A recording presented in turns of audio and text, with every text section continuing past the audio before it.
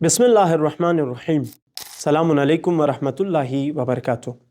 आप में से एक अज़ीज़ ने सवाल किया था कि अगर एक शख्स जो हालत सफ़र में हो और उसकी नमाज़ें क़स्र हैं और एक जगह मस्जिद में नमाज हो रही हो और वो नमाज जमात में शरीक हों और सफ़े अव्वल में बैठे, तो आया इनके सफ़े अव्वल में बैठने से बाकी अफराद की नमाज के अंदर कोई मुश्किल तो पेश नहीं आएगी? तो आइए आज के इस वीडियो में इस सवाल के जवाब को देखते हैं।